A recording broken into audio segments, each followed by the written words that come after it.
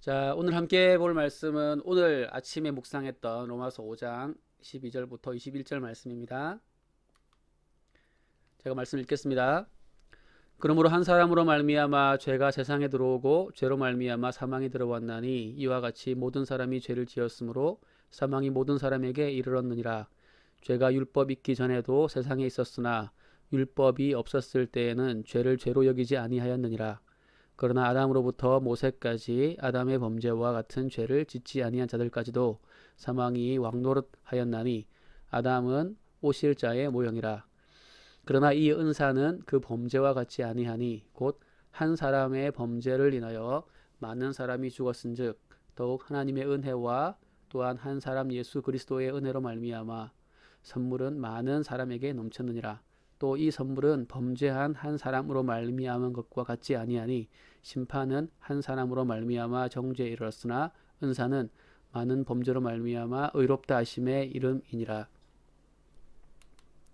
한 사람의 범죄로 말미암아 사망이 그 한 사람을 통하여 왕노릇하였은즉 더욱 은혜와 의의 선물을 넘치게 받은 자들은 한 분 예수 그리스도를 통하여 생명 안에서 왕노릇하리로다.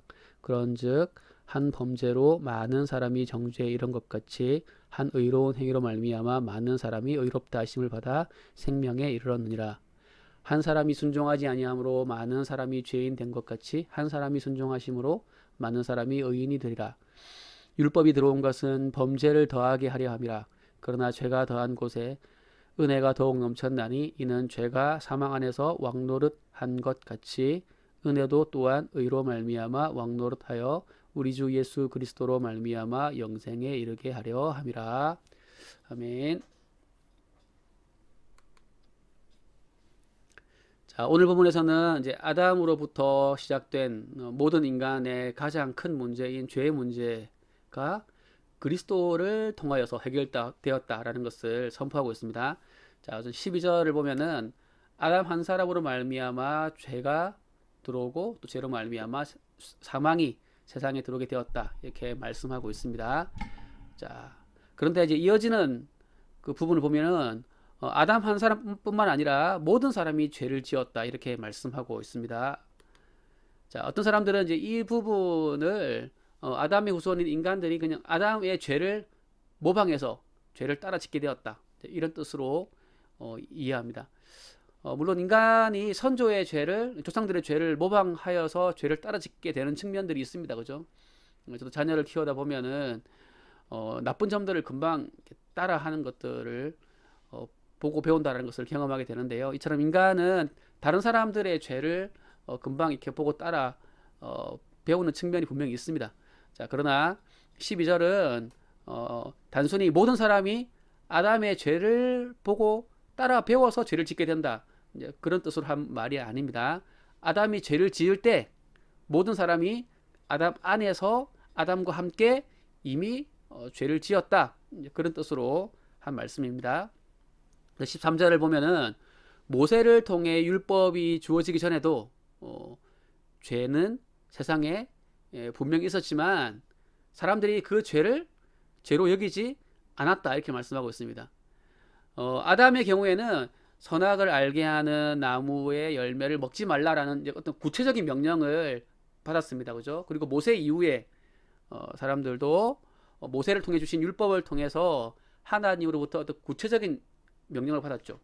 자, 그래서 그 사람들 같은 경우는 자신들의 불순종을 그 주신 명령에 비추어 보아서 죄로 여길 수 있는 상황이었습니다. 자, 그러나 이제 14절 나오는 것처럼 아담 이후부터 이제 모세를 통해 율법이 주어지기 전 그 사이에 있던 사람들은 어떤 구체적인 명령을 받은 것은 아니기 때문에 그러니까 그 구체적인 명령에 대한 어떤 그 구체적인 명령을 어기는 그런 죄를 지은 것은 아니다 이런 뜻입니다. 자, 이것은 이제 율법을 한 번도 듣지 못한 불신자들 그리고 예를 들면 듣고도 이해하기 어려운 어떤 지적인 장애를 가진 분들이나 유아들에도 해당되는 겁니다. 그러니까 그들은 하나님의 어떤 직접적인 명령을 듣고 어기는 그런 죄를 지은 것은 아니죠. 자, 그런데도 자, 14절 보면 뭐라 그럽니까? 아담의 범죄와 같이 어떤 하나님의 직접적인 그 말씀을 듣고 그 말씀을 불순종하는 그런 죄를 짓지 아니한 사람들에게도 무엇이 사망이 왕노릇하였다 라고 말씀하고 있습니다. 그러니까 율법을 듣지 못한 사람들 혹은 그 율법을 들었다 할지라도 좀 이해하기 어려운 지적인 장애가 있으신 분들 또 유아들에게는 여러분 사망이 임하지 않습니까? 그들에게도 사망이 임합니다. 그러니까 죄의 결과가 사망인데 그들은 어떤 직접적인 명령을 듣고 불순종하는 그런 죄를 지은 것은 아닌데 왜 그들에게도 사망이 임합니까? 그들도 죄인이기 때문에 그렇다라는 것입니다.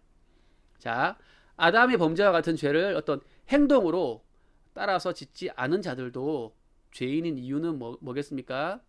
아담은 모든 사람을 대표하는 대표로서 하나님의 명령을 받았고 그 대표로서 그 명령에 불순종했기 때문입니다. 그래서 모든 사람의 대표인 아담이 죄를 지을 때에 모든 사람이 그 아담 안에서 함께 죄를 짓게 되었다라는 거죠. 그러니까 12절에서 말씀하는 모든 사람이 죄를 지었다라는 말씀은 바로 이런 뜻입니다. 인간의 대표인 아담이 죄를 지을 때에 모든 인간이 함께 죄를 지은 것이다. 이런 뜻이죠. 자, 이것을 이제 대표의 원리다 이렇게 이야기합니다. 자, 어떤 사람들은 이것을 이제 부당하다고 여깁니다. 예. 근데 사람들이 항상 이 대표의 원리를 부당하게 여기는 건 아닙니다. 예.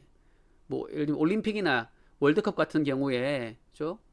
내가 직접 경기에 뛰지 않는다 할지라도 우리의 대표가 한 일을 우리 모두의 마치 나의 업적인 것처럼 그렇게 여기며 자랑스러워합니다. 그죠? 그러니까 사람들은 자기에게 유리할 때에는 대표 원리를 좋아하죠. 만약에 역사에 뭐 만약이라는 건 없지만은 만약에 아담이 모든 사람의 대표로서 선악과 명령을 순종해서 그래서 모든 사람이 우리의 대표인 아담으로 인해서 영원한 생명을 얻게 됐다면 그래서 그 결과 그 아담의 후손인 우리도 아담 때문에 영원한 생명을 얻게 됐다면 사람들이 대표의 원리를 부당하다 여기겠습니까? 안 그렇겠죠. 근데 아담이 이제 불순종했고 나쁜 결과가 왔기 때문에 사람들은 이 대표의 원리를 부당하다 이렇게 여기는 것입니다. 그러나 사람들의 그런 반응과 상관없이 대표의 원리라고 하는 것은 우리에게 영향을 미칩니다. 그죠? 그래서 대표인 아담의 불순종으로 인해서 모든 사람이 함께 죄인이 되었고 그 죄로 말미암아 모든 사람에게 사망이 임하고 있습니다. 아담을 우리의 대표로 인정하든 하지 않든 모든 사람들에게 지금 이미 사망이 임하고 있죠. 자, 그럼 해결책이 뭐겠습니까? 해결책은 대표의 원리는 부당해. 뭐 대표의 원리를 부정한다고 해서 해결이 됩니까? 그렇지 않습니다. 그죠?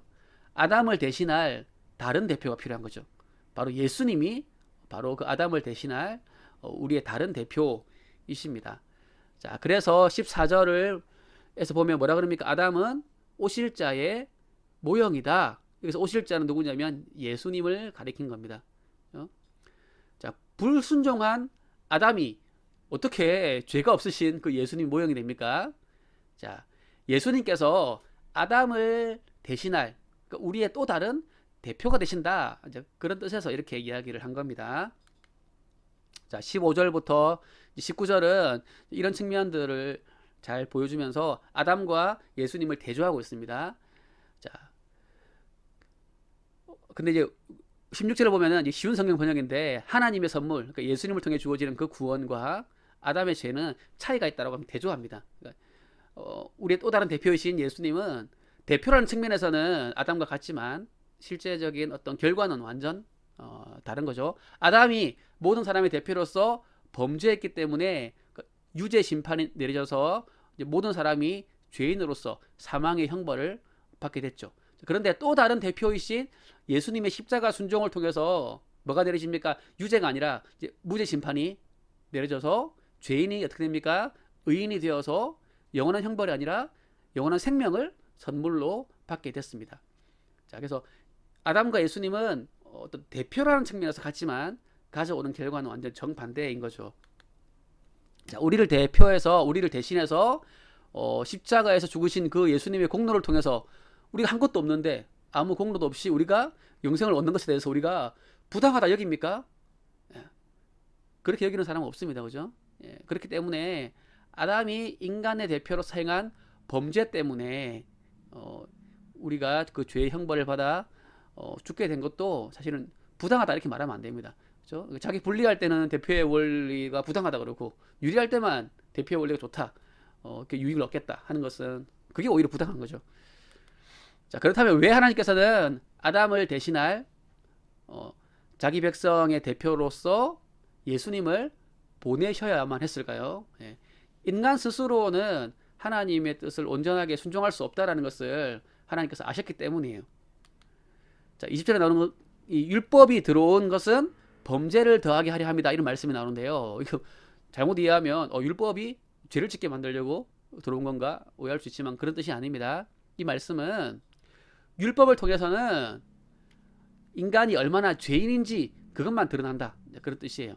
그러니까 율법을 주시는 것으로는 하나님께서 인간은 어떻게 됩니까? 그 율법을 듣고 내가 죄인이구나 라는 것을 깨달을 수는 있지만 그 율법을 통해서 구원에 이를 수는 없습니다. 왜? 우리는 그 율법을 행할 마음도 능력도 없기 때문이죠. 자, 그래서 하나님께서는 이 아담의 실패를 회복하고 아담을 대신하는 그런 다른 대표로서 자기 백성을 위해서 그 율법을 온전하게 순종하실 예수님을 보내주신 거예요. 그러니까 율법을 통해서 우리는 우리의 범죄를 깨닫기만 할 뿐, 우리가 얼마나 죄인인가를 더더욱 알 수만 있을 뿐 행할 수 없기 때문에 우리를 대신하여서 율법을 행하실 그 우리의 다른 대표이신 예수 그리스도를 보내주셨다라는 것입니다. 자, 그래서 이전에는 우리의 대표 아담으로 인해서 사망이 우리의 왕노릇하면서 죄가 우리 삶을 지배했지만 이제는 또 다른 대표이신 예수님으로 인해서 은혜와 그 의가 우리의 삶을 지배하며 왕노릇하고 영생을 얻도록 하셨다라는 것입니다. 자, 그러므로 이제 우리의 삶은 죄와 사망이 지배하는 삶이 아니라 예수님을 통해 주어진 그 은혜와 의와 영생이 지배하는 그런 삶이 되었습니다. 자, 그리고 예수님께서는 아담보다 더 능력 있는 더 강력한 대표이시기 때문에 아담으로 인한 그 죄와 사망의 영향력보다 예수님으로 인한 은혜와 의와 그 영생의 영향력이 훨씬 더 강력합니다. 자, 이처럼 더욱 넘치는 은혜를 받은 자로서 아담이 걸어간 그 불순종의 길이 아니라 예수님께서 걸어가신 그 순종의 길을 따라 걸어가는 우리 모두가 되기를 소망합니다. 하늘에 계신 우리 아버지, 저희들은 모두 아담 안에서 아담과 함께 죄를 지은 죄인들입니다. 그래서 사망이 저희 삶의 왕노릇하며 하나님의 심판을 피할 수 없던 자들이었습니다. 그런 저희들을 불쌍히 여기시고 아담을 대신할 다른 대표자이신 예수님을 보내주셔서 십자가 순종을 통해 예수님을 믿는 자들을 의롭다 하시고 영생의 선물을 주신 그 은혜에 감사드립니다. 이제는 우리 삶을 지배하던 죄의 영향력보다 더욱 강력하고 넘치는 생명과 의를 누리는 은혜를 주셨사오니 이제는 아담과 같은 그 범죄의 길이 아닌 예수님과 같이 의의 길, 순종의 길을 걷는 저희들의 삶이 되게 인도하여 주시옵소서. 이 모든 말씀 우리 주 예수 그리스도 이름으로 기도드립니다. 아멘.